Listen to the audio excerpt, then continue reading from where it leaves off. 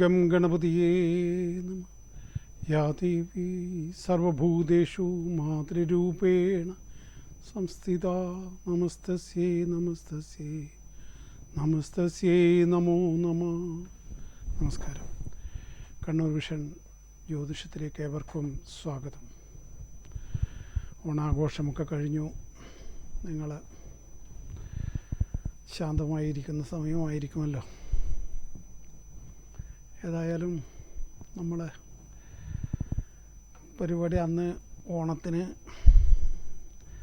അവർക്കും ഉണ്ടല്ലോ, സ്റ്റുഡിയോയിലുള്ളവർക്കും ഓണങ്ങൾക്ക് പ്രാധാന്യമുണ്ടല്ലോ. അപ്പോൾ അതുകൊണ്ട് തന്നെ ഓണം ആർക്കും അങ്ങനെ ഒഴിവാക്കാൻ പറ്റില്ലല്ലോ. അതുകൊണ്ടാണ് പരിപാടിക്ക് ഇവിടെ ഇല്ലാതിരുന്നത്. ഏതായാലും ഇന്ന് വീണ്ടും ആരംഭിക്കുകയാണ് ദേവിയെക്കുറിച്ചുള്ള നമ്മുടെ സംഭാഷണം. ദേവീ മാഹാത്മ്യത്തെക്കുറിച്ചാണ് ഞാൻ പറയുന്നത്. അതിൽ തന്നെ ഇന്നൊരു കാര്യം, ഇപ്പം ഏറ്റവും വലിയ ഒരു പ്രയോഗത്തെക്കുറിച്ചാണ് ഒന്ന് സൂചിപ്പിക്കണമെന്നൊരു തോന്നി. വരുമ്പോൾ വണ്ടിയിലിരുന്ന് അങ്ങനെ തോന്നിയതാണ്. അത് വാഴക്ക പ്രയോഗമാണ്. വാഴക്ക അതൊരു പ്രത്യേക പ്രയോഗമാണ്. അത് സന്തോഷ് ജോർജ് കുളങ്ങരയുടെ പ്രയോഗമാണ്. ഇവിടെ ഒന്നും ഉണ്ടാക്കി തരാൻ കഴിയാത്ത ദൈവത്തിന് എന്ത് വാഴക്കയാണ് ഈ പരലോകത്തിൽ ഉണ്ടാക്കി തരാൻ പറ്റുക? അത് വളരെ രസകരമായ ഒരു സംഭവമായിട്ട് എനിക്ക് തോന്നി. അതുകൊണ്ടാണ് അത് പറയണമെന്ന് വിചാരിച്ചത്. സന്തോഷ് ജോർജിൻ്റെ അറിവൊക്കെ അപാരമാണ്.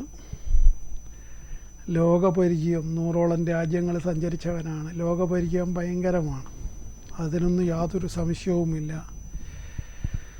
വ്യത്യസ്ത കാര്യങ്ങളെക്കുറിച്ച് അദ്ദേഹം നേടിയ അറിവുകളും ഞാൻ മാനിക്കുന്ന ഒരാളാണ് ഞാൻ. പക്ഷെ ഈ വിഷയത്തിൽ ഈ പരലോകത്തെക്കുറിച്ച് പറഞ്ഞത് ഞാൻ അവിടെ നിൽക്കട്ടെ, അത് വിഷയമല്ല. അത് കാരണം അവിടെ പോയി വന്നവരാരും ഇല്ലല്ലോ. അപ്പം എല്ലാവരും ഇങ്ങനെ പരലോകത്തെക്കുറിച്ച് പറയുന്നു. നമുക്ക് ഇഹത്തിലെ കാര്യം മാത്രമേ എനിക്കറിയുള്ളൂ. പരത്തിലെ കാര്യം ഞാൻ അവിടെ പോയി വന്നിട്ടില്ല. അവിടെ പോയി വന്ന ഒരാളെ കാണാനും പറ്റിയിട്ടില്ല. പിന്നെയല്ല ഈ സ്വർഗവും നരകവും എന്ന് പറഞ്ഞാൽ ഒരു മിത്തായിട്ടല്ലാതെ അതുവരെ നമുക്ക് കാണാൻ പറ്റില്ല. അങ്ങനെ ഒരു സംഭവം ഉണ്ടോ? അല്ല, നിശ്ചയമായിട്ടും ഈ പുനർജന്മത്തെക്കുറിച്ച് വേദത്തിലും മറ്റൊക്കെ പരാമർശമുണ്ട്. അതിനെ നിഷേധിച്ചുകൊണ്ടല്ല എൻ്റെ വർത്തമാനം. അവിടെ നടക്കുന്ന ഈ കുംഭീഭാഗം എന്നുള്ള നരകം അങ്ങനെ എങ്ങനെയാന്നൊക്കെ പറഞ്ഞിട്ട് ഒരുപാട് വർണ്ണനകളൊക്കെ ഉണ്ടല്ലോ. അത് പിന്നെ നരകത്തിലെ വിറക് കൊള്ളി എന്ന് ഇസ്ലാമിൽ പറയുന്ന പോലെയുള്ള പല പല സംഗതികളുണ്ടല്ലോ. ഈ പറയുന്ന കാര്യത്തിൽ ഇതേ വിഷയം തന്നെ ക്രിസ്ത്യാനിറ്റി അത് തന്നെയാണ് പറയുന്നത്. ഇങ്ങനെ പരലോകത്തിലെ നരകത്തെക്കുറിച്ച്, പരലോകത്തിൽ പോയ സ്വർഗവും നരകവും എന്നുള്ള കൺസെപ്റ്റ്, അത് ഒരുവിധം മതങ്ങളൊക്കെ അംഗീകരിക്കുന്ന ഒരു കാര്യവും കൂടിയാണ്. പക്ഷെ ഇതിന് തെളിവില്ലല്ലോ. അപ്പോൾ ചോദിക്കും, ഇഹത്തിലേനെന്താണ് തെളിവ് എന്ന്? അത് അനുഭവമാണ്. അവിടെയാണ് സന്തോഷവുമായിട്ട് എൻ്റെ വിയോജിപ്പ്. കാരണം അത് പക്ഷേ അതുമായിട്ട് ബന്ധപ്പെട്ട വ്യക്തിക്ക് മാത്രം തിരിച്ചറിയാൻ കഴിയുന്നു എന്നുള്ളതാണ് അതിൻ്റെ പരിമിതി. ഈ ഇഹത്തിൽ എന്താണ് ദൈവം ചെയ്യുന്നത് എന്നുള്ളത് മനസ്സിലാക്കാൻ എൻ്റെ ഒരു അഭിപ്രായത്തിൽ വലിയ പുണ്യമുള്ള ജന്മങ്ങൾക്കേ കഴിയുള്ളൂ. സാധാരണ ഒരു ജന്മം പോരാ അതിന്.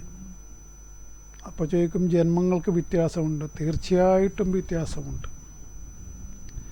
അപ്പോൾ അത് എങ്ങനെയാണെന്നും വിശദീകരിക്കാനുള്ള പാണ്ഡിത്യം എനിക്കില്ല. പക്ഷെ ചില സുഹൃത ജന്മങ്ങൾക്ക് അത് മനസ്സിലാക്കാൻ കഴിയും. ദൈവം അവരുടെ ജീവിതത്തിൽ ഇടപെടുന്നതും ദൈവം അവരുടെ ജീവിതത്തെ മുമ്പോട്ടേക്ക് നയിക്കുന്നതും ഓരോ സമയത്തും ആപത്ത് വരുമ്പോഴൊക്കെ കാത്തുരക്ഷിക്കുന്നതും ഒക്കെ ദൈവവുമായി അടുത്തൊരു വ്യക്തിക്ക് മനസ്സിലാക്കാൻ കഴിയും. അല്ലാത്ത വ്യക്തി ഈ പറഞ്ഞതുപോലെ എന്ത് വാഴക്കയാണെന്ന് പറയും. ഒരു കോളുണ്ട്. ഹലോ, ഹലോ, എവിടുന്നാണ് വിളിക്കുന്നത്? എവിടുന്നാണ് വിളിക്കുന്നത്? ഹലോ, ഹലോ പറയൂ. ഹലോ, കേൾക്കുന്നില്ലേ? കേൾക്കുന്നുണ്ട്. പറഞ്ഞോളൂ. എവിടുന്നാണ് വിളിക്കുന്നത്? എവിടുന്നാണ് പറയൂ. പെരുന്താറ്റിൽ. പറയൂ, ഡേറ്റ് പറയോളൂ. 1972. 1977. 72. ഓക്കെ. ഡിസംബർ 2.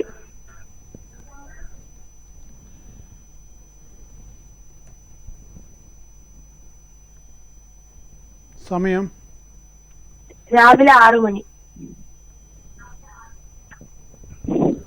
ആരുടേതാണ്? അമ്മേന്റെതാ.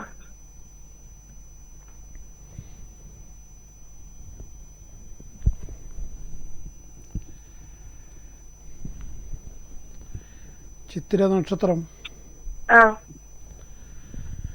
59 വയസ്സ് 9 മാസവുമായി ശനി ദശയാണ് നടക്കുന്നത്. ശനിയുടെ ലാസ്റ്റ് ഘട്ടമാണ്. അപ്പോൾ ശനി ഇനി തീരാൻ 26 10-ാം മാസം വരെയുണ്ട്, 2 കൊല്ലം കൂടി. എന്താണ് അമ്മയ്ക്കുള്ള വിഷയം? എന്താണ് നമുക്ക് ജോലിക്കൊന്നും പോകാൻ പറ്റുന്നില്ല. ജോലിക്ക് പോവാൻ എന്ത് കാരണത്താലാണ്? ആരോഗ്യ പ്രശ്നമുണ്ടോ? അതെ, കഴിഞ്ഞ 2-3 വർഷമായിട്ടുണ്ടായതാണോ? ഉണ്ട്. തീരെ മോശമായ അവസ്ഥയുണ്ടോ? ഉണ്ട്. ഇപ്പോ തുടർച്ചയായിട്ട് പോകാൻ പറ്റുന്നില്ല. ഓരോരോ പ്രശ്നങ്ങൾ വന്നിട്ട് മുടങ്ങി പോകുന്നു അല്ലേ?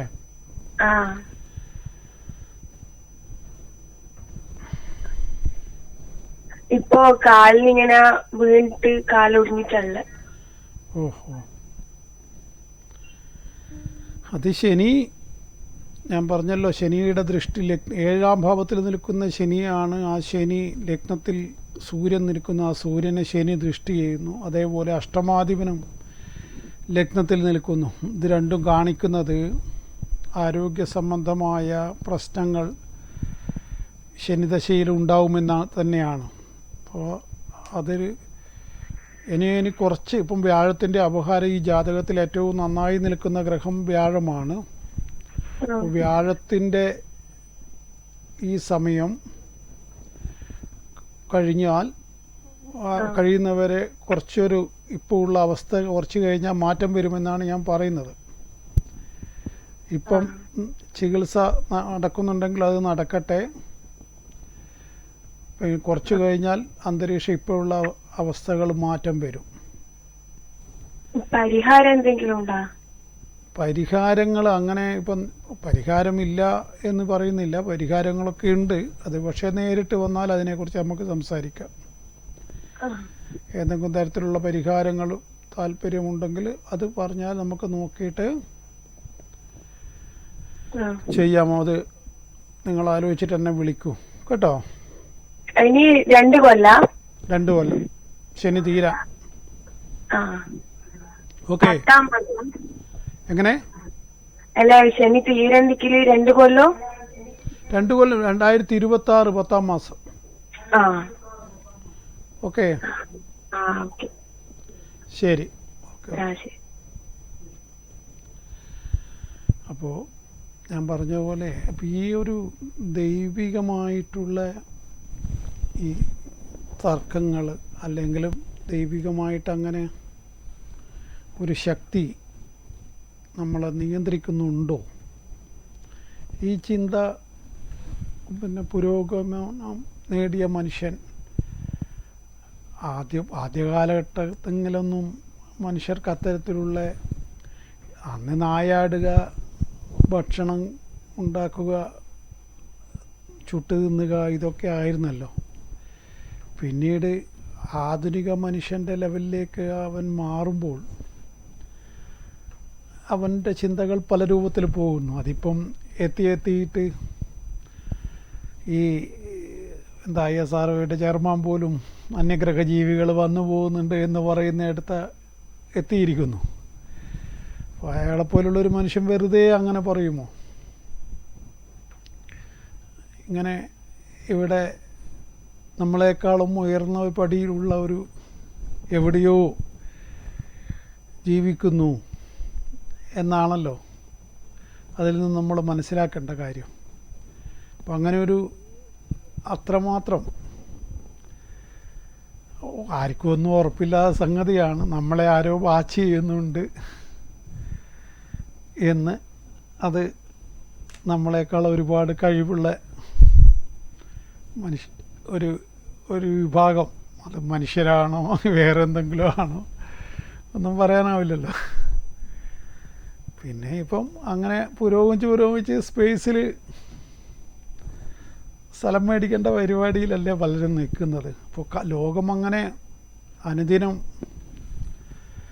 നമുക്കാർക്കും ചിന്തിക്കാൻ കഴിയാത്ത രൂപത്തിൽ കഴിഞ്ഞ 10 നൂറ്റാണ്ട് കൊണ്ട് ലോകം പരിവർത്തനപ്പെട്ടല്ലോ. അപ്പോൾ അതുകൊണ്ട് തന്നെ മനുഷ്യൻ്റെ ചിന്തകളും അതിനനുസരിച്ചിട്ട്, പ്രത്യേകിച്ച് ഇപ്പോഴത്തെ പുതിയ തലമുറയുടെയൊക്കെ ചിന്തകൾ നമുക്കൊന്നും ഒരിക്കലും കണക്കുകൂട്ടാൻ പറ്റാത്ത രൂപത്തിൽ അത് എല്ലാ മേഖലയിലും 2 വയസ്സുള്ള കുട്ടിയൊക്കെ റീൽസ് നടത്തുകയല്ലേ. അപ്പോൾ ലോകം പോയ പോക്ക് കടുപ്പല്ലേ. അത്രമാത്രം വലിയ രൂപത്തിൽ തലമുറ മാറ്റത്തിൽ പുതിയ ജനറേഷൻ്റെ ചെറിയ കുഞ്ഞായിരിക്കുമ്പോൾ തന്നെ ബുദ്ധിയൊക്കെ ഭയങ്കരമായിട്ട് പ്രവർത്തിക്കാൻ തുടങ്ങുന്നു. എൻ്റെ ഭാര്യയൊക്കെ എന്നോട് പറയാറുണ്ട്, അവൾ സ്കൂളിൽ പഠിപ്പിക്കുന്ന ആ മാറ്റം അവൾക്കൊക്കെ തൊട്ടറിയാൻ കഴിയുന്നുണ്ട്. ഇപ്പോഴത്തെ കുട്ടികളെക്കുറിച്ചൊക്കെ അവൾ പിന്നെ ചെറിയ ക്ലാസ്സിൽ UP ക്ലാസ്സിലാണ് പഠിപ്പിക്കുന്നത്. അപ്പോൾ അവൾ എന്നോട് പങ്കുവെക്കാറുണ്ട് എന്താ കുട്ടികൾക്കുണ്ടാകുന്ന പരിവർത്തനം. അത് നല്ല പരിവർത്തനമുണ്ട്, അതിൽ കുറച്ച് മോശമായ പരിവർത്തനം, അവളെ ഭാഷയിൽ കുറച്ച് വേണ്ടാത്ത പരിവർത്തനമുണ്ട്. അത് കാലത്തിൻ്റെ മാറ്റമാണ്, നീ ഒന്നും ചെയ്യാൻ നിൽക്കണ്ട, നീ അതിൽ ഇടപെടാൻ നിൽക്കണ്ട എന്ന് ഞാനും പറഞ്ഞു കൊടുത്തു. കാരണം ഇന്ന് പിന്നെ ടീച്ചർക്ക് അടിക്കാനുള്ള അവകാശമൊന്നുമില്ല. ഞങ്ങൾക്കൊക്കെ ചെറുപ്പത്തിൽ കിട്ടിയ അടീൻ്റെ കണക്ക്, ഞാനൊക്കെ പിൻബെഞ്ച് അസോസിയേഷൻ പ്രസിഡൻ്റായിരുന്നു. ഇപ്പം അങ്ങനെ ഒരു പിൻബെഞ്ച്, അങ്ങനെ സ്ഥിരമായിട്ടൊരു പിൻബെഞ്ച് ഇല്ലെന്ന് തോന്നുന്നു സ്കൂളിൽ. ഇങ്ങനെ മാറ്റി ഇരുത്തും കുട്ടികളെ. നമ്മളെല്ലാം കാലത്ത് നമ്മളൊക്കെ 10ാം ക്ലാസ്സിലൊക്കെ പഠിക്കുമ്പം പിൻബെഞ്ച് അസോസിയേഷൻ എൻ്റെ പ്രസിഡൻ്റ് തന്നെ ഞാൻ തന്നെ ആയിരുന്നു കഴിയുന്നത് വരെ. അതിനൊരു മാറ്റമില്ല. അത് ആൾക്കാർക്ക് പറയുന്നത് എല്ലാവർക്കും മനസ്സിലാവില്ല എന്താണ് ഈ പിൻബെഞ്ച് അസോസിയേഷൻ. അതുമല്ലേ അതിൽ തന്നെ പ്രസിഡൻറ്റിൻ്റെ പണി എന്നൊക്കെ പറഞ്ഞാൽ ഭയങ്കരല്ലേ. ഒരു കോളുണ്ട്. ഹലോ, എവിടെ നിന്നാണ് വിളിക്കുന്നത്? എവിടെ? എന്തോ ക്ലിയർ ആവുന്നില്ല. നമ്പർ പറയൂ.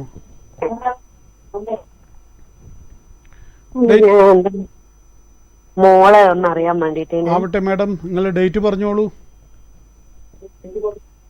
സെപ്റ്റംബർ 16, 2013.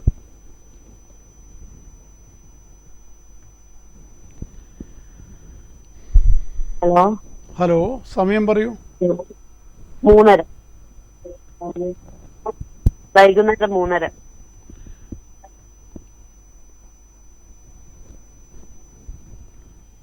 വൈകുന്നേരം 3:30. എന്താണ് അറിയേണ്ട വിഷയം?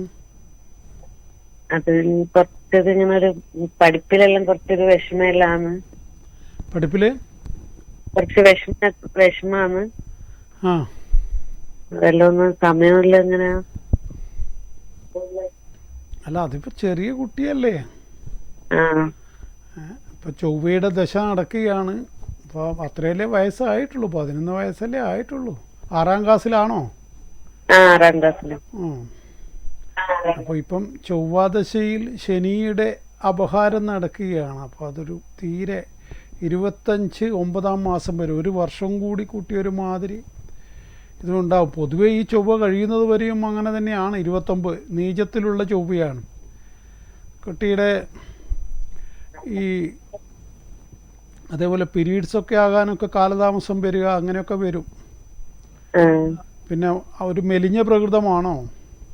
അതെ. ആ, രക്തക്കുറവ് അനുഭവപ്പെടുന്നുണ്ടോ? അത് വളർച്ചയുണ്ടോ? അത് ഇതുവരെ നോക്കിയിട്ടില്ല. പക്ഷെങ്കിലും ചെറിയ വിളർച്ചയുണ്ടാകാനുള്ള സാധ്യതയുണ്ട്. ഒന്ന് ഡോക്ടറുമായിട്ട് കൺസൾട്ട് ചെയ്യണം. എന്നിട്ട് അതിന് വേണ്ട ഇതൊക്കെ ആയുർവേദത്തിലുള്ള ചില ബ്രഹ്മിയും സുകുമാരഘൃതം അങ്ങനെയുള്ള ചില സാധനങ്ങളൊക്കെ ഉണ്ട്. അതൊക്കെ മേടിച്ചു കൊടുക്കുന്നതൊക്കെ ബുദ്ധിശക്തി വർദ്ധിക്കാനും ഈ സമയത്തിൻ്റെ പിന്നെ കേട് അത് വേറെ. അതിന് നമ്മൾ ഭദ്രകാളി ക്ഷേത്രത്തിലാണ് ചെയ്യേണ്ടത് ഈ ചൊവ്വ നീചത്തിൽ നിൽക്കുമ്പോൾ. അപ്പോൾ ഈ പറയുന്ന 29 വയസ്സ് വരെ, അല്ല 29 അല്ല, 2019 വരെ ഈ ഒരു പ്രശ്നമുണ്ട്. 15 വയസ്സ് 10ാം ക്ലാസ് പഠിക്കുന്ന വരെയുള്ള കാലഘട്ടം. അപ്പോൾ അതുകൊണ്ട് തന്നെ ഒന്ന് അതിനെക്കുറിച്ച് നല്ലോണം ശ്രദ്ധിച്ച് നീങ്ങിയിട്ടില്ലെങ്കിൽ മോശമാണ്. പക്ഷെ പിന്നീട് അതുപോലെ സാറേ, ഇത് തന്നെ 2 മക്കളും ഒരേ നക്ഷത്രമാണ്. തിരുവോണാണ് രണ്ടാളതും. അതെ. അല്ല അതുകൊണ്ട് കുഴപ്പമൊന്നുമില്ല. അതുകൊണ്ട് എന്നാ തിരുവോണം മഹാവിഷ്ണുവിൻ്റെ നക്ഷത്രമായിട്ടാണ് പറയപ്പെടുന്നത്. അതൊന്നും വലിയ കുഴപ്പമൊന്നുമില്ല, നല്ല നക്ഷത്രമല്ലേ. നക്ഷത്രം കൊണ്ടൊന്നും കുഴപ്പമൊന്നുമില്ല. പക്ഷെ ഇവിടെ ഗ്രഹസ്ഥിതി കൊണ്ട് ലഗ്നത്തിൽ ചൊവ്വ നിൽക്കുന്ന പോലെ തട്ടും മുട്ട്, അതേപോലെ തലയൊക്കെ പിന്നെ എവിടെയെങ്കിലും അടിച്ചു പോവുക, അതുപോലെ പിന്നെ മുറിവേൽക്കുക, ചതവേൽക്കുക എന്നുള്ള ഫലങ്ങളൊക്കെ വന്നു കളയും. അപ്പോൾ അതുപോലെ പിന്നെ തീപ്പൊള്ളുക, കരണ്ട് തൊട്ട് കളിക്കരുതെന്ന് പറയണം ഈ ചൊവ്വ കഴിയുന്ന കാലം വരെ. ഇപ്പം പിന്നെ അത്രമാത്രം ബുദ്ധിയും വർക്കാവില്ല ശരിയായ രൂപത്തിൽ. അത് കഴിഞ്ഞാൽ ഈ ചൊവ്വ കഴിഞ്ഞാൽ മാറ്റമുണ്ടാവും. അതുകൊണ്ട് ഇപ്പോൾ ഉള്ള അവസ്ഥ സ്ഥിരമായിട്ട് നിങ്ങളുടെ മകൾക്ക് അങ്ങനെ തന്നെ ആയിരിക്കുമെന്ന് വിചാരിക്കേണ്ട. ഇതിലെല്ലാം മാറ്റം വരും. ഇത് താൽക്കാലികമായ ഒരു സമയദോഷമാണ്. പിന്നെ അതിന് വേണ്ട കാര്യങ്ങളൊക്കെ പരിഹാരങ്ങളൊക്കെ ചെയ്തു കൊടുക്കുന്നതൊക്കെ നല്ലതാണ്. മൂകാംബികയിൽ ദർശനം നടത്തി ത്രിമധുരമൊക്കെ സേവിക്കുന്നതൊക്കെ വളരെ ഗുണം ചെയ്യും. അതൊക്കെ നിങ്ങൾ അത്തരത്തിലുള്ള കാര്യങ്ങളൊന്ന് ശ്രദ്ധിക്കണം. കുട്ടിയുടെ പഠനം നല്ല നിലയിൽ മുമ്പോട്ട് പോകാൻ നിങ്ങളങ്ങനെ ചെയ്യുന്നത് വളരെ ഗുണം ചെയ്യും. പിന്നെ അവിടെ തന്നെ ഈ ഗണപതിയുടെ മമ്പറത്ത് കേളാലൂർ മഹാഗണപതി ക്ഷേത്രമില്ലേ, അവിടെ പോകണം. ഗണപതിയും വിദ്യാകാരകനാണ്. പിന്നെ ഭദ്രകാളി ക്ഷേത്രം എന്ന് പറയുന്നത് മാമാനി കുന്നലാണ്. പിന്നെ എൻ്റെ തന്നെ ഒരു തറവാട്ട് ദേവിയുണ്ട്, കൈതേരി അമ്പലം, അത് കാളി ക്ഷേത്രമാണ്. അത്തരം ക്ഷേത്രങ്ങളിലൊക്കെ പോകുന്നത് വളരെ ഗുണം ചെയ്യും. ആ ദോഷങ്ങളെ ശമിപ്പിക്കാൻ നല്ലതാണ്. ഞാൻ പറയുന്നത് മനസ്സിലാവുന്നുണ്ടോ? അപ്പോൾ അതുപോലെയൊക്കെ ചെയ്യൂ. പിന്നെ ബാക്കി എന്തെങ്കിലും പരിഹാരങ്ങൾ വേണമെങ്കിൽ നിങ്ങൾ എന്നെ വിളിച്ച് ബന്ധപ്പെട്ട് നേരിട്ട് വരിക. ഓക്കെ.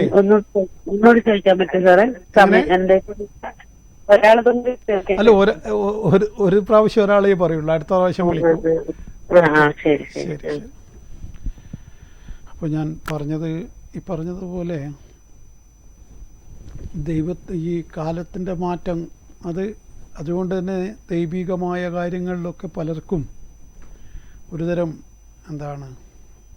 ഇതൊക്കെ എന്താണ്, ശാസ്ത്രം ഇത്ര പുരോഗമിച്ചില്ലേ, പിന്നെ ഇനി ഇത്തരം കാര്യങ്ങളും കൊണ്ട് നീങ്ങേണ്ടതുണ്ടോ, അങ്ങനെയൊക്കെ വലിയ ദൈവികതയ്ക്ക് വലിയ വെല്ലുവിളി നേരിടുന്ന കാലഘട്ടമാണിത്. പ്രത്യേകിച്ചിട്ടും പാശ്ചാത്യ രാജ്യങ്ങളിലൊക്കെ ഇതിനെതിരായിട്ട് ഇതിലൊന്നും യാതൊരു കഴമ്പുമില്ല എന്ന് പറഞ്ഞിട്ട് ഉള്ള ആളുകളുടെ എണ്ണം അനുദിനം വർദ്ധിക്കുന്ന കാലഘട്ടമാണ്.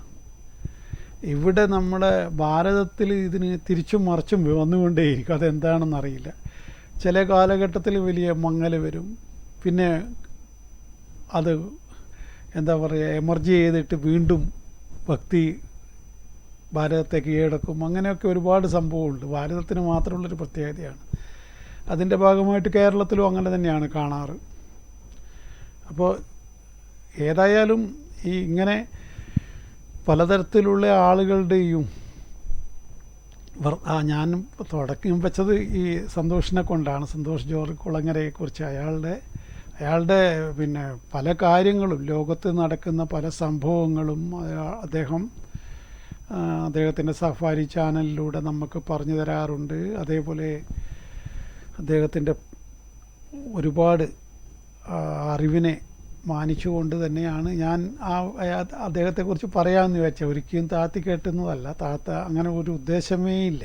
കാരണം അത്തരം എഫേർട്ട് എടുത്തിട്ട് ലോകം മുഴുവൻ 25 വയസ്സിന് ശേഷം ഇങ്ങനെ സഞ്ചരിച്ച് നമുക്ക് ലോകത്തെക്കുറിച്ച് പറഞ്ഞു തന്ന ഒരാളെ താഴ്ത്തി കെട്ടുക എന്നുള്ളതൊന്നും എനിക്കങ്ങനത്തെ ഐഡിയയേ ഇല്ല, അങ്ങനെയുള്ളൊരു ചിന്തയേ ഇല്ല. പക്ഷെ മറിച്ച് അദ്ദേഹം പറഞ്ഞിരിക്കുന്ന ഈ ഒരു പ്രസ്താവന വെച്ചിട്ട് അതിൻ്റെ ഇവിടുത്തെ കാര്യങ്ങൾ ദൈവം എങ്ങനെ ഇടപെടുന്നു എന്നല്ലെങ്കിൽ ദൈവത്തെ അദ്ദേഹത്തിന് പരിചയമില്ലാത്തത് കൊണ്ടാണ്, അല്ലെങ്കിൽ അതുമായിട്ട് ആ മനുഷ്യൻ അടുക്കാൻ നോക്കാത്തത് കൊണ്ടാണ് അദ്ദേഹം അങ്ങനെ പറയുന്നതാണ് എന്നാണ് ഞാൻ വിലയിരുത്തുന്നത്. അത് ഈ വിമർശിക്കുന്നവരെയും ബാക്കിയുള്ളവരോടൊക്കെ ഇടപെട്ട് നോക്കുമ്പോൾ അവരൊന്നും ദൈവത്തെ മനസ്സിലാക്കാൻ ശ്രമിച്ചവരല്ല. അപ്പോൾ അങ്ങനെ മനസ്സിലാക്കാൻ ശ്രമിച്ച എന്നെപ്പോലുള്ള ആളുകൾക്ക് അതിൻ്റെ അനുഭവം വേറെയായിരിക്കും. ഇതിന് 100% ഇതുമായിട്ട് യാതൊരു ബന്ധവുമില്ലാത്ത ആളുകൾക്ക് അവർക്ക് അങ്ങനെയല്ലേ അതിനെക്കുറിച്ച് അവർ സംസാരിക്കുകയുള്ളൂ. അവർക്കത് അറിയില്ലല്ലോ. അപ്പോൾ അവരത് അറിയാത്തത് കൊണ്ട് തന്നെ അതില്ലാന്നും അവർ വിലയിരുത്തുന്നു, അത്രയേ ഉള്ളൂ. മറിച്ച് എന്നെപ്പോലെയുള്ളവർ അത് മനസ്സിലാക്കിയിട്ട് അല്ല, അങ്ങനെ ഒരു ശക്തിയുണ്ട്, ആ ശക്തിക്ക് നമ്മുടെ ജീവിതത്തിൽ ഇടപെടാൻ പറ്റും, ആ ശക്തിക്ക് നമ്മളെ പല ആപത്തിൽ നിന്നും തരണം ചെയ്ത് കൊണ്ടുവരാൻ സാധിക്കും, നമ്മളെ ദിശ നിശ്ചയിക്കുന്നതിൽ പ്രത്യേകിച്ചിട്ടും ഞാൻ പരാശക്തി ഭക്തനാണല്ലോ, പരാശക്തിക്കുള്ള അപാരമായ കഴിവ് ഞാൻ തിരിച്ചറിഞ്ഞവനാണ്. അതുകൊണ്ട് തന്നെ എനിക്ക് ആ പ്രസ്താവനയോട്, ഇവിടെയൊന്നും ദൈവത്തിന് ചെയ്യാൻ കഴിയുന്നില്ല എന്നുള്ള പ്രസ്താവനയോട് യോജിക്കാൻ കഴിയുന്നില്ല. പിന്നെ പ്രപഞ്ചത്തിലുണ്ടാവുന്ന പലതരത്തിലുള്ള പ്രതിഭാസങ്ങളെയും, ഇപ്പോൾ ഉദാഹരണം ഇപ്പം നമ്മുടെ മുണ്ടക്കൈ പുത്തുമല അവിടെയൊക്കെ നടന്ന അല്ലേ പിന്നെ ഉരുൾപൊട്ടലോ അല്ലെങ്കിൽ കലാമിറ്റി, അതൊക്കെ ഈ പ്രകൃതി ദുരന്തങ്ങളും മറ്റൊക്കെ അതിപ്പോൾ എവിടെയാണ് നടക്കാത്തത്? ഹിമാലയത്തിൻ്റെ നമ്മൾ ഉത്തരാഖണ്ഡിലും മറ്റൊക്കെ എന്തൊക്കെ പ്രളയം, ശരിക്കും അതൊക്കെ ദേവഭൂമിയായിട്ടാണ് പറയപ്പെടുന്നത്. എന്നിട്ട് പോലും എത്ര മഹാപ്രളയങ്ങൾ അവിടെയൊക്കെ വന്നു. മേഘവിസ്ഫോടനത്തിൻ്റെ ഭാഗമായിട്ട് പെട്ടെന്നുണ്ടാകുന്ന വെള്ളപ്പൊക്കം. അപ്പോൾ അതൊന്നും ഇപ്പം പ്രപഞ്ചത്തിലുള്ള ഈ കലാമിറ്റി അല്ലെങ്കിൽ ദുരന്തം, ആ പിന്നെ അത്യാഹിതങ്ങൾ, ഈ അത്യാഹിതങ്ങളെയൊക്കെ എല്ലാത്തിനും ദൈവം ഉത്തരം പറയണമെന്ന് പറയുന്നത് അതിൻ്റെ ന്യായം എന്താണ്? സ്വാഭാവികമായിട്ടും ഈ പ്രപഞ്ചത്തിലുണ്ടായതൊന്നും തന്നെ ബാക്കിയാവുന്നില്ലല്ലോ. അതിപ്പോൾ എത്ര വലിയ ഭക്തനായാലും അയാളും സമയത്തുമ്പോൾ അയാളും തീർന്നില്ലേ? അതിൽ കാര്യമില്ലല്ലോ. അപ്പം അതുകൊണ്ട് എനിക്ക് തോന്നുന്നു ആ ഒരു കാഴ്ചപ്പാട് ആരാണോ വെച്ച് പുലർത്തുന്നത് അവർ തിരുത്തുന്നതായിരിക്കും അവർക്ക് നല്ലത്. കാരണം അങ്ങനെ ചിന്തിക്കാൻ പോയാൽ പിന്നെ എല്ലാത്തിനെയും വിപരീതമായിട്ട് കാണുന്നവരങ്ങനെ ചിന്തിക്കുന്നു. ശരിയാണ്, അവർക്കതിനുള്ള ഇതും ഉണ്ടാവും, വാദങ്ങളും ഉണ്ടാവും. പക്ഷെ അതിലൊന്നും വലിയ കഴമ്പുണ്ടെന്ന് എൻ്റെ അനുഭവത്തിൽ എനിക്ക് തോന്നിയില്ല. എൻ്റെ അനുഭവത്തിൽ തോന്നിയ കാര്യങ്ങളാണ് ഞാൻ സംസാരിക്കുന്നത്. അല്ലാതെ അയാൾക്ക് ബോധ്യപ്പെട്ടത് വേറൊന്നായിരിക്കാം. എൻ്റെ ബോധ്യങ്ങൾ വെച്ചിട്ട് ഞാൻ സംസാരിക്കുന്നു. അതാണല്ലോ, അത് സ്വന്തം ബോധ്യത്തിൽ മാത്രം സംസാരിക്കുമ്പോൾ കൊണ്ടാണ് എനിക്ക് എന്നെ കേൾക്കാൻ ആളുകളുണ്ടായത്. ഇങ്ങനെ സ്വന്തം ബോധ്യത്തിലല്ലാതെ മറ്റൊരാളുടെ വർത്തമാനങ്ങളോ മറ്റു എവിടുന്ന് വായിച്ചിട്ടുണ്ടാകുന്ന അറിവുകളോ വെച്ചിട്ട് പറയുന്നവരുടെ വാക്കുകൾക്ക് ഇത്ര ആർജവം ഉണ്ടാവില്ല. അതാണ് ഇത് രണ്ടും തമ്മിലുള്ള വ്യത്യാസം. ഒരു കോൾ ഉണ്ട്. ഹലോ ഹലോ ഹലോ ആ ഹലോ, എവിടെ നിന്നാണ് വിളിക്കുന്നത്? പയ്യന്നൂർ. പറയൂ, ഡേറ്റ് പറയൂ. 28/9/2001.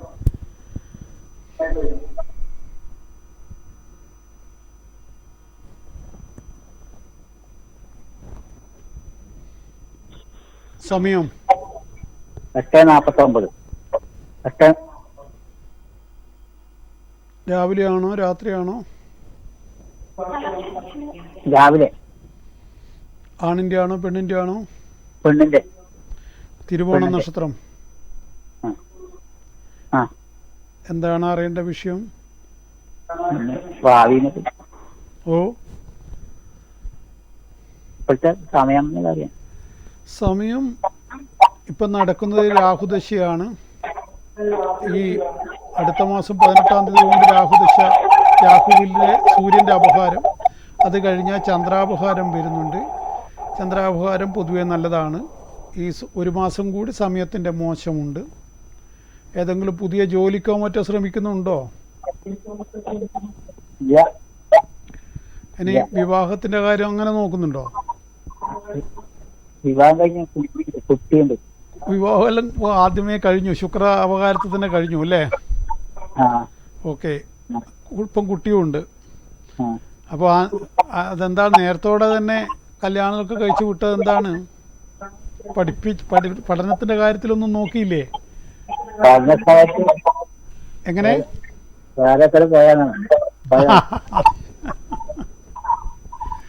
അതെ, ശരി. അപ്പോൾ രാഹുല് അല്ല, ആ പോയത് മോശമായി പോയോ? പോയത് തിരിച്ചടിയാണോ നല്ല നല്ല പോക്കാണോ? ഓ, എന്നാ പിന്നെ കുഴപ്പമില്ല, രണ്ടിനും മതിയല്ലോ. അല്ല, ഈ അങ്ങനെ പോയി കഴിഞ്ഞാൽ രണ്ടു തരത്തിലും വരാലോ. അപ്പോൾ ഇത് നല്ലതായിട്ട് വന്നെങ്കിൽ മഹാഭാഗ്യം. ഇവിടെ 9-ലെ വ്യാഴത്തിൻ്റെ ശക്തി അതായിരിക്കാം അങ്ങനെ സംഭവിച്ചത്. ഭാഗ്യമുള്ളവളാണ്. അപ്പോൾ അതുകൊണ്ടായിരിക്കും, വേറെ കുഴപ്പമൊന്നുമില്ലാതെ. അതൊക്കെ ഇപ്പൊ സർവ്വസാധാരണമായ സംഗതിയല്ലേ. അപ്പൊ ഇനിയിപ്പോ അല്ല, അതുകൊണ്ട് പഠനമാകെ കുഴപ്പത്തിലായോ? ഓ, പഠനം. അതുകൊണ്ടാണ് ഞാൻ ചോദിച്ചത്. അതാണ് ഒരു പ്രതിസന്ധി ഉണ്ടാക്കിയിരിക്കുന്നത്. പഠനകാര്യം ആകെ തകരാറായി പോയി അല്ലേ? അതിനി തുടരാനുള്ള ഉദ്ദേശമൊന്നും ഇല്ല അല്ലേ?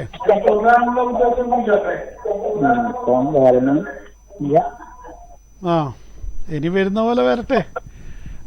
ഏതായാലും കുറച്ചുകൂടി കഴിഞ്ഞാൽ വ്യാഴദശ വരും. വ്യാഴദശ നല്ല കാലമാണ്. ഇപ്പോൾ ഉള്ള രാഹുദശ തീരാൻ ഇനി 2.5 കൊല്ലം കൂടി മാത്രമേ ഉള്ളൂ.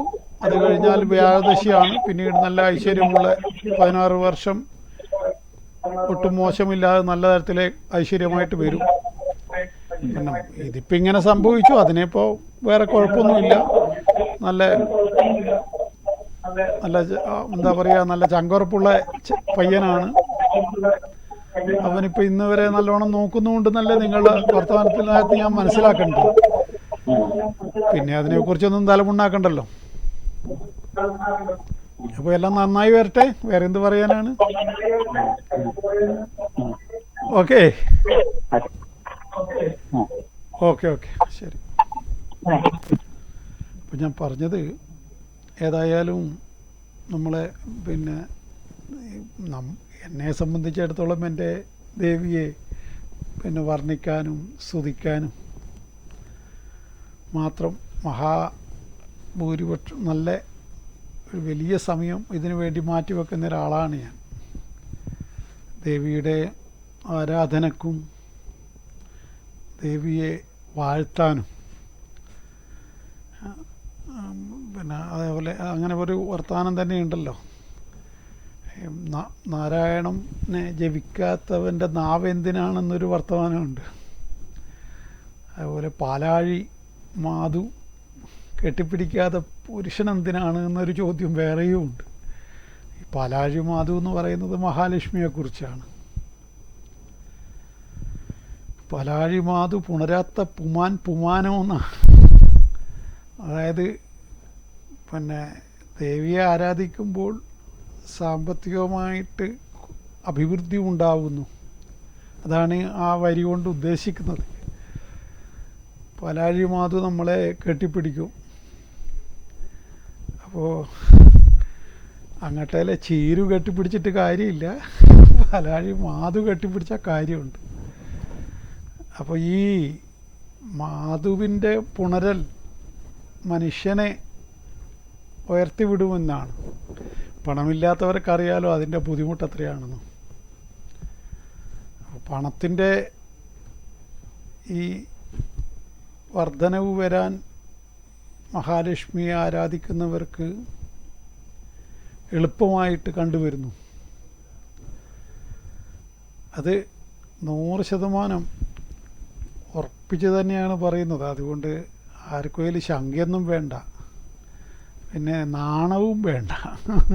അയ്യോ അതൊക്കെ ചൊല്ലുന്നത് വളരെ മോശമല്ലേ, അങ്ങനെ നാണിച്ചു പോരുത്. പിന്നെ ഇതൊന്നും ആളെ കാണിച്ചിട്ട് ചെയ്യേണ്ട കാര്യമല്ലല്ലോ, ഇതൊക്കെ നമ്മുടെ സ്വകാര്യതയല്ലേ. ഈ ആളെ കാണിച്ചിട്ടുള്ള പരിപാടി അതൊന്നും ഭക്തിയല്ലല്ലോ. യഥാർത്ഥ ഭക്തന്മാർ ഇതൊക്കെ എന്താ പിന്നെ അത് ഗോപ്യമായി വെക്കേണ്ട കാര്യമാണ്. നമ്മൾ എന്ത് മന്ത്രമാണ് ചൊല്ലുന്നതെന്നൊന്നും പുറത്ത് പറയാൻ പാടില്ലെന്നാണ്. ഇപ്പോൾ പിന്നെ ഈ നെറ്റിൽ ഗുരുക്കന്മാർ അല്ലെങ്കിൽ ഓൺലൈനായിട്ട് മന്ത്രദീക്ഷ കൊടുക്കുന്ന കാലമാണ്. അങ്ങനെ മഹാഗുരുക്കന്മാർ വർദ്ധിച്ച് വരികയാണ്. അവർ എല്ലാം അതിൻ്റെ പരിശുദ്ധിയോടുകൂടി തന്നെ ഞങ്ങൾ കൈകാര്യം ചെയ്യുമെന്ന് പറയും. എല്ലാം വളരെയേറെ ഞങ്ങളുടെ 916 പ്യൂരിറ്റി സ്വർണത്തിൻ്റെ, അതേപോലെ ഞങ്ങൾ ജ്യോതിഷവും മന്ത്രവാദവും ദൈവിക കർമ്മങ്ങളൊക്കെ ഞങ്ങൾ പരിപൂർണ പരിശുദ്ധി കീപ്പ് ചെയ്യുന്നു എന്നൊക്കെ അവകാശപ്പെടുന്ന ആൾക്കാരുണ്ടാവും. അത്തരം പിന്നെ വ്യാജന്മാരുടെ വിളയാട്ടമാണ് നാട്ടിലുടനീളം. തെരഞ്ഞെടുപ്പിൽ തെറ്റിപ്പോയാൽ വലിയ ശിക്ഷ അനുഭവിക്കേണ്ടി വരും. ഇത് പുകവലിയുടെ പരസ്യം പോലെ വലിയ വില കൊടുക്കേണ്ടി വരും എന്ന് പറയുന്നില്ലേ, അതേപോലെയാണ് ജ്യോത്സ്യനെ തെറ്റായി തിരഞ്ഞെടുത്താൽ വലിയ വില കൊടുക്കേണ്ടി വരും. കാരണം പുകവലിച്ചാൽ പോലും പിന്നെ ചെറിയ ക്യാൻസറൊക്കെ വരും, വന്ന് ഭയങ്കരമായിട്ട് വലിച്ചാൽ ക്യാൻസറൊക്കെ വരും. എന്നാലും അതിനേക്കാളും ഭീകരമാണ് വഴിയൊക്കെ നമ്മളെ ജീവിതത്തിൻ്റെ ഗതിയെ മാറ്റിക്കളയുന്ന ജ്യോത്സ്യന്മാരൊക്കെ ഉണ്ട്. പറഞ്ഞ് ഭയപ്പെടുത്തി ഒരിക്കലും രക്ഷപ്പെടില്ല എന്ന് മാനസികമായി തകർത്തുന്ന ആൾക്കാരൊക്കെ ഉണ്ട്. അതുകൊണ്ടാണ് പുകവലിയേക്കാൾ അപകടകരമാണ് തെറ്റായ ജ്യോത്സ്യനെ സമീപിക്കുന്നത് എന്നും കൂടി ഞാൻ പറഞ്ഞു വെക്കുകയാണ്. ഒരു കോളുണ്ട്. ഹലോ. ഹലോ, എവിടെ നിന്നാണ് വിളിക്കുന്നത്? ചാലോട്. പറയൂ, ഡേറ്റ് പറയൂ. 12/12/93.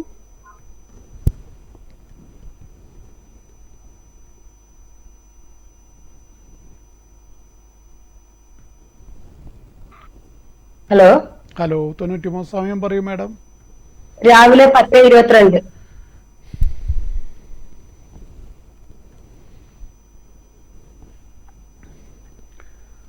നക്ഷത്രം അനിഴം. അതെ. ആരുടേതാണ്? അനിയത്തിന്റെയാണ്. എന്താണ് അനിയത്തെ കുറിച്ച് അറിയേണ്ട വിഷയം? നല്ല സമയമാണ്. നല്ല ഇപ്പം നടക്കുന്നത് കേതുദശയാണ്. അതിൽ ശനിയുടെ അപഹാരമാണ്. നല്ല സമയമല്ല. വിവാഹം നടന്നോ? വിവാഹം നടന്നു. നല്ല സന്തോഷമായിട്ട് പോകുന്നില്ലേ? ഉണ്ട്. ജോലി ചെയ്യുന്നുണ്ടോ? ഇല്ല, ഇപ്പൊ ജോലി ചെയ്യുന്നില്ല. ടീച്ചറായിരുന്നോ? ഇല്ല ഇല്ല, ഗൾഫിലാണ്. അവിടെ അക്കൗണ്ടന്റ് ആണ്. ആ ശരി ശരി. എന്നിട്ട് ഇപ്പം അത് വിട്ടിട്ടാണോ ഉള്ളത്? ഇപ്പൊ ജോലി വിട്ടിട്ടുണ്ട്. Okay okay. അപ്പോൾ ഇപ്പമുള്ള ഈ സമയക്കേട് 26 വരെ ഉണ്ടെന്ന് പറഞ്ഞേക്കൂ, കേതുവിൻ്റെ ദോഷം. സന്താനങ്ങളായില്ലേ? ഇല്ല ഇല്ല. അതെ, അതിന് ഈ ജാതകപ്രകാരം 5-ാം ഭാവത്തിൽ കേതു നിൽക്കുന്നതൊക്കെ മോശമാണ്. 5-ാം ഭാവാധിപനും മൗഢ്യവും അങ്ങനെ കുറച്ച് ബലഹാനിയൊക്കെ ഉണ്ട്. അപ്പോൾ അത് എത്ര വർഷമായി ഇവർ വിവാഹം നടന്നിട്ട്? 6 വർഷമായി. അപ്പോൾ അതിനുള്ള വേണ്ട പരിഹാരങ്ങളൊക്കെ ചെയ്യാൻ വേണ്ടി പറയണം.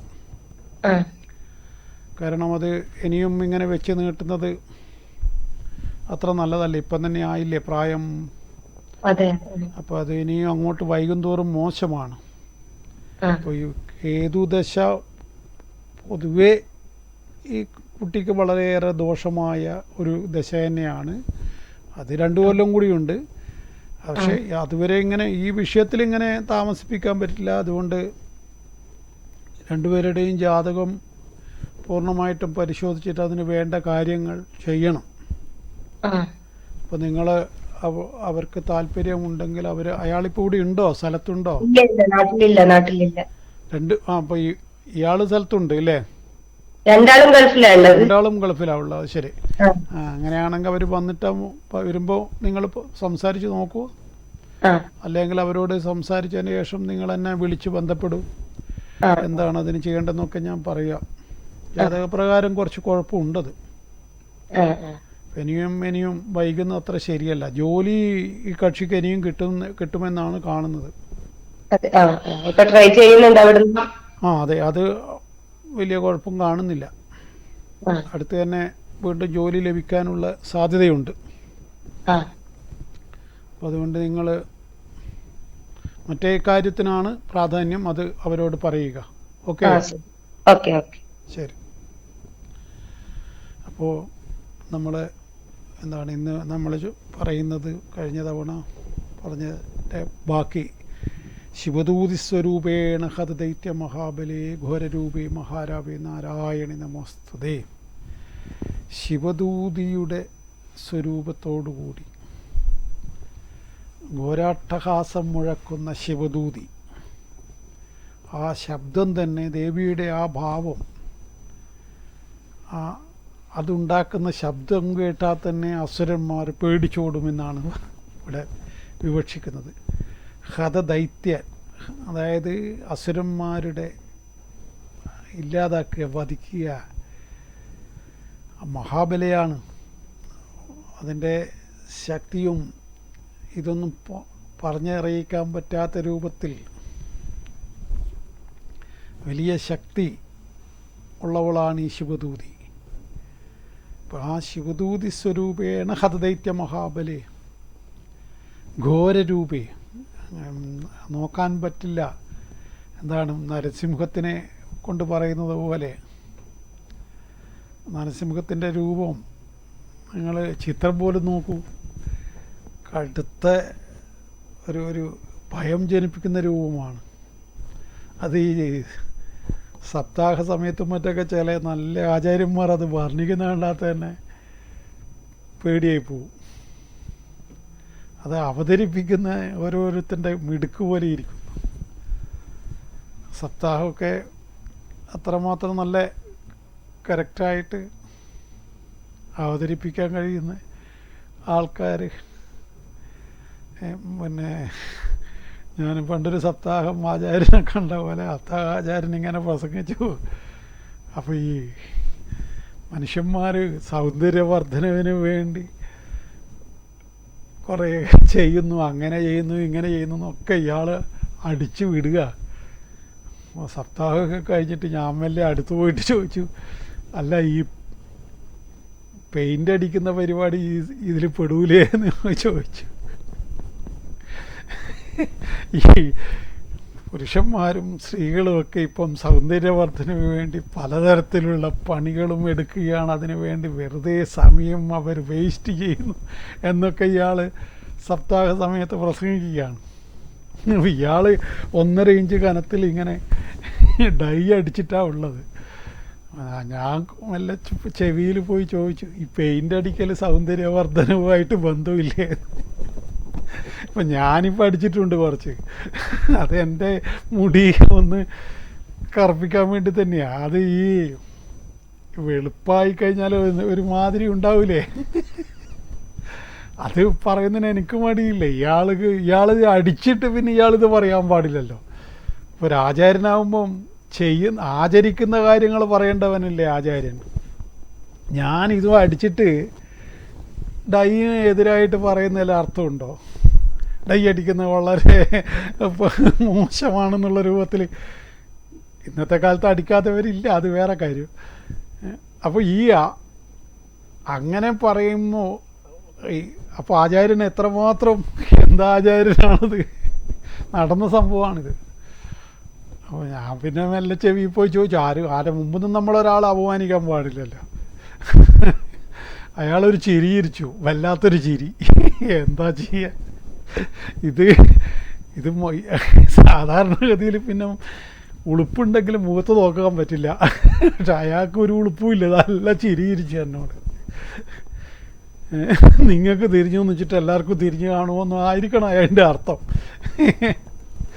അതും ശരിയാ, ഇത് പെയിൻ്റ് അടിച്ചിനോ ഇല്ലയോ എന്നൊന്നും എല്ലാവർക്കും ഒന്നും മനസ്സിലാവില്ലല്ലോ. പലതരത്തിലുള്ള ആളുകളുണ്ട്. ഏതായാലും അങ്ങനെ വാക്കും പ്രവൃത്തിയും തമ്മിൽ ഒരുപാട് വ്യത്യാസം വരരുത്. ഞാനിപ്പം ദൈവത്തിനെ കുറിച്ച് പറയുന്നുണ്ടെങ്കിൽ അത് ദൈവത്തെ ഞാൻ ആരാധിക്കുന്നത് എല്ലാവർക്കും അറിയാം, എന്നെ പരിചയമുള്ളവർക്ക് അതിലൊരു വഞ്ചനയും ചതിയൊന്നുമില്ല. ഞാൻ ചെയ്യുന്ന കാര്യം ഞാൻ പറയുന്നുള്ളൂ, അല്ലാതെ വെറുതെ പറച്ചിലൊന്നും പ്രവൃത്തി വേറൊന്നും ആയാൽ അത് ദൈവത്തിൻ്റെ തന്നെ കോപത്തിന് കാരണമാവുമെന്നാണ് പറയുക. പിന്നെ അയാളെ ഇത് വർത്തമാനം കേൾക്കാൻ ഞാൻ പിന്നെ പോയിട്ടില്ല. അല്ല, ഇത്തരം വ്യക്തി പറയുന്ന വർത്തമാനം പിന്നെ എന്തിനാണ് കേൾക്കാൻ നിൽക്കുന്നത്? ഏതായാലും പിന്നെ ദേവിയുടെ ശിവദൂതി സ്വരൂപേണ ഹതദൈത്യ മഹാബലേ ഘോരരൂപേ മഹാരാവേ നാരായണ നമസ്തേ. ഇനി അടുത്തത് ദംഷ്ട്രാ കരാളവദനെ എന്നുള്ളതാണ്. ദേവിയുടെ ഓരോരോ ഈ നാരായണീ സ്തുതിയാണ് ഏറ്റവും പ്രധാനം. അത് ആണ് ഏറ്റവും പ്രാധാന്യത്തോടുകൂടി ഞാനിവിടെ പറയുന്നതും അത് ഇനിയും തുടരുന്നതാണ്. ദേവി ഭക്തന്മാരായ ആളുകളാണ് ഇത് കേൾക്കാൻ താല്പര്യം കൂടുതൽ കാണിക്കുന്നത്. അവർ അത് തുടരുക. എന്നാലാവുന്ന കാര്യങ്ങൾ ഞാനും പറയുന്നതാണ്. പറച്ചിലും പ്രവൃത്തിയും തമ്മിൽ വ്യത്യാസം ഉണ്ടാവില്ല എന്ന് ഉറപ്പും തരുന്നു. എന്നെ പിന്നെ ജ്യോതിഷപരമായ കാര്യങ്ങൾക്ക് ബുക്ക് ചെയ്ത് വരേണ്ടതാണ്. ഇവിടെ കാണുന്ന 9388504441 ഈ നമ്പറിൽ വിളിച്ച് ബുക്ക് ചെയ്തിട്ടാണ് വരേണ്ടത്. അതേപോലെ ഓൺലൈനിൽ ബലമറിയേണ്ടവർക്കും ഈ നമ്പർ തന്നെയാണ് ഉപയോഗിക്കേണ്ടത്. ഗൂഗിൾ പേക്കും വാട്സാപ്പിനും ഒക്കെ ഈ നമ്പർ ഉപയോഗിക്കാം. എന്നെ കാണുകയും കേൾക്കുകയും ചെയ്ത നിങ്ങൾക്ക് നന്ദി, നമസ്കാരം.